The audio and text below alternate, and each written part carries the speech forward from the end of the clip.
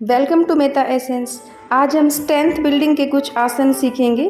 ये आसन बॉडी में एनर्जी फ्लो को बढ़ाएंगे और कोई भी नर्व में, मसल्स में या फिर जॉइंट्स में ब्लॉकेज है तो वो रिमूव होगी। आपका डाइजेशन अच्छा होगा। ये आसन स्पेशली उनके लिए बेनिफिशियल हैं जिनका स्टेमिना पुअर है और स्पाइन में स्टिफनेस रहती है। ये मस्कुलर एफिशिएंसी को अगेन रिस्टोर करते हैं। अगर आप स्वस्थ हैं तो सीधे ही इन आसनों का अभ्यास कर सकते हैं। अगर कोई सीरियस हेल्थ इशू है तो डॉक्टर की गाइडेंस में करें। प्रैक्टिस के साथ प्रत्येक अभ्यास के साथ दी गई लिमिट्स को भी ध्यान में रखें। पैरों को सीधा करते हुए बैठ जाएंगे, आंखें खुली रखें। कल्पना करें कि आपके सामने रस्सी लटक रही है। सांस भरते हुए राइट हैंड से लटकती हुई रस्सी को मैक्सिमम ऊंचाई से पकड़ें। एल्बो स्ट्रेट रखें, ऊपर देखें। अब सांस छोड़ते हुए राइट हैंड को नीचे लाएं, जैसे आप पूरी ताकत से रस्सी को खींच रहे हैं। हाथ की गति के साथ लेफ्ट हैंड से भी रिपीट करेंगे। ये आसन आपके शोल्डर जॉइंट को फ्लेक्सिबल बनाता है। अगला अभ्यास करेंगे।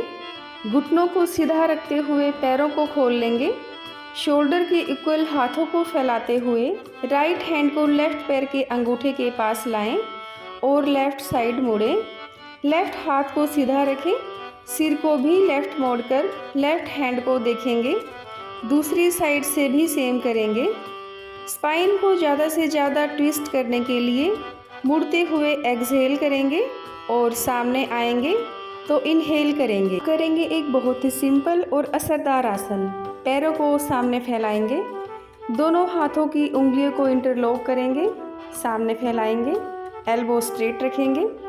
सामने झुकते हुए सांस छोड़ेंगे और सांस लेते हुए पीछे जाएंगे। जितना संभव हो पीछे झुकें। ये आसन आपके बैक और स्पाइन को स्ट्रेंथ देगा, बेली फैट को रिड्यूस करेगा और आपके स्टमक को टोन करेगा।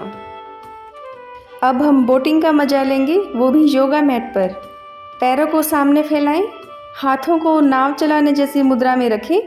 सांस छोड़ें और हाथों को सीधा करते हुए जितना संभव हो आगे की ओर झुकेंगे। अब सांस लेते हुए हाथों को वापस खींचेंगे और ज़्यादा से ज़्यादा पीछे की ओर आएं। विपरीत दिशा में भी करें।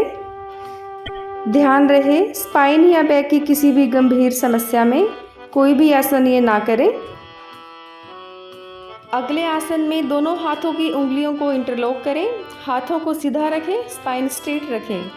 इनहेल करते हुए हाथों को सिर के ऊपर से पीछे लेके जाएं। आंखें खुली रखें। एक्सहेल करते हुए हाथों को नीचे इस प्रकार लाएं जैसे आप लकड़ी काट रहे हों। घुटनों की कोई समस्या है तो ये अभ्यास ना करें।